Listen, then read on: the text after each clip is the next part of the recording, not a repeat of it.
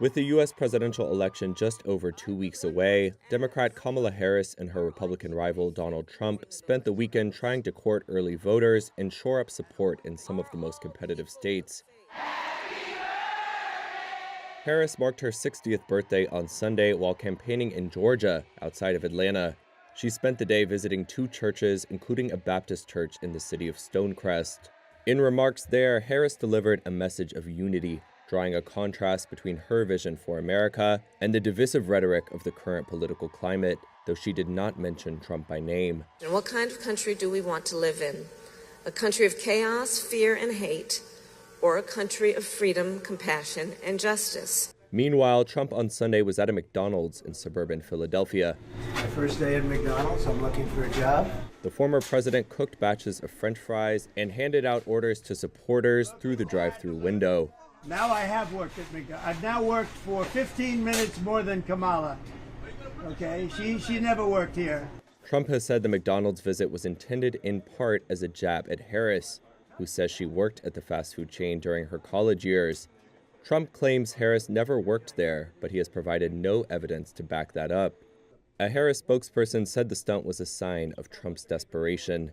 When asked if he would accept the results of the 2024 election, Trump had this to say. Yeah, sure, if it's a fair election, always. I would always accept it if it's got to be a fair election. After a rally in Lancaster, Trump made his last Sunday Pennsylvania stop at a Pittsburgh Steelers game, where he pumped his fist to cheers from the crowd.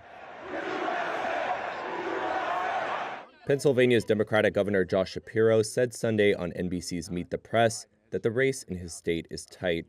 Georgia and Pennsylvania are 2 of the most competitive states in the country, with the latter standing out as the biggest prize on Election Day.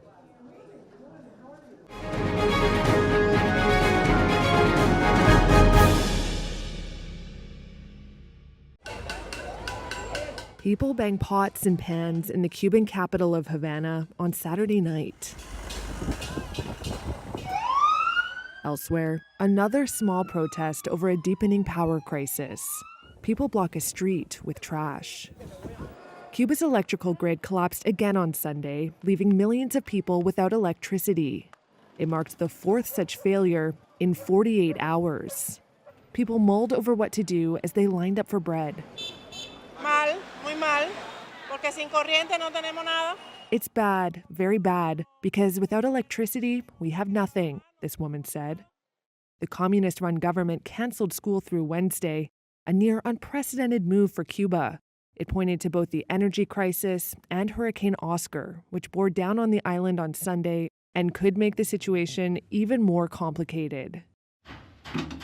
In her old Havana home, Annabelle Gonzalez says she's been without power for 3 days, and her food supply is dwindling. Tengo el teléfono apagado, el refrigerador. My cell phone is dead, and look at my refrigerator. Todo echado a perder. The little that I had is all gone to waste, she said. Energy and Mines Minister Vicente de la Oleve told reporters that he expected the grid to be fully functional by Monday or Tuesday, but warned residents not to expect dramatic improvements. The government has blamed weeks of worsening blackouts on deteriorating infrastructure, fuel shortages, and rising demand, as well as the U.S. trade embargo and sanctions, which it says hamper efforts to get fuel and parts to run the plants. The U.S. denies a role. The island does not produce much crude oil, and foreign countries have cut exports.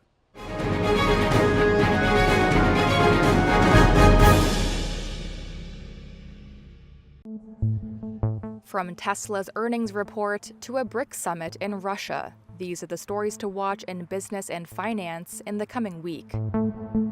Tesla reports earnings on Wednesday. The electric car maker's shares have taken a hit this month. Year to date, shares have lost around 11%. Tesla's weaker-than-expected earnings in late July, along with underwhelming results from Google parent Alphabet, sparked a U.S. stock sell-off that was a prelude to a steeper drop. While investors are more optimistic about the U.S. economy, a soft report from Tesla could reignite worries about tech stock valuations. The International Monetary Fund and World Bank Group's annual meeting kicks off on Monday in Washington, D.C. Finance officials will debate how countries can navigate slowing growth and ever-rising debt. A BRICS summit begins the next day in Russia, where host President Vladimir Putin will seek support in his standoff with the West. Key topics will include a push to end U.S. dollar dominance. The Eurozone's October Purchasing Managers' Index is due on Thursday. The final September PMI was below the 50 mark that divides contraction from expansion, though it was not as dire as the initial estimate.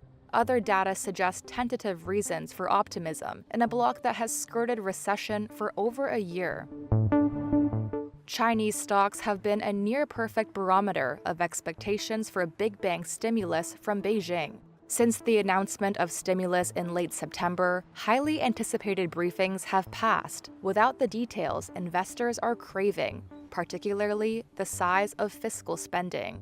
The launch of promised swap and relending schemes sparked a stock surge, showing just how powerful the fine print can be. But with further stimulus clarity not expected until at least early November, it leaves a weeks-long void when stoking the equity rally looks a very big ask.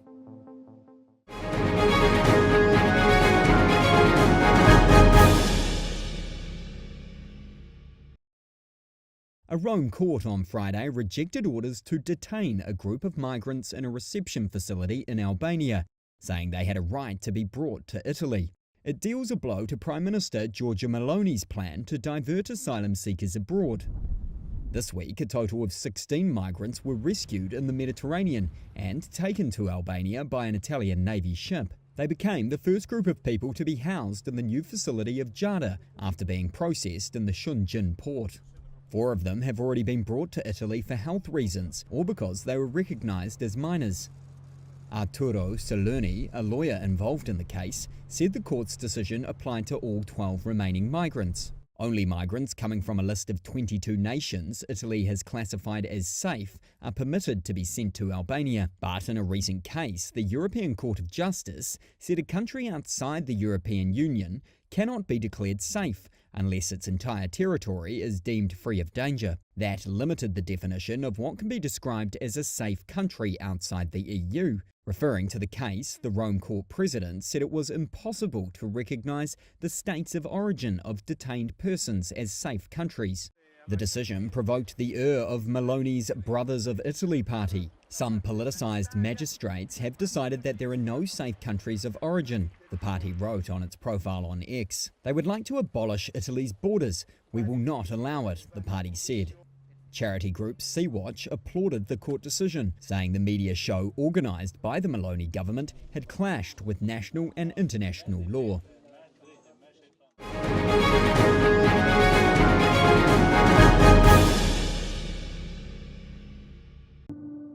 Erosion on the Irish coast is bringing the sea ever closer to this 200-year-old home. Elderly owners Lal and Willie Pearce, who've had this house in their family for 2 centuries, are running out of time to save it.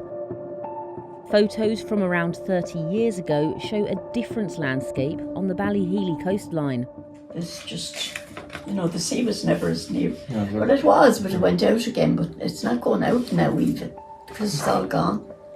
The land is all gone there. I remember when I came down here, when we first got married, there was big sands there, I used to go, when I'd come home from the office of a Saturday to get my book, would go under the dunes there, and plenty of, sand and all that. Very natural, and the house was miles from it. Now, waves smash up against the rock that Willie has piled up a few yards away from the garden wall. This was the house he grew up in. Until recently, the couple and their relatives have used it for holidays.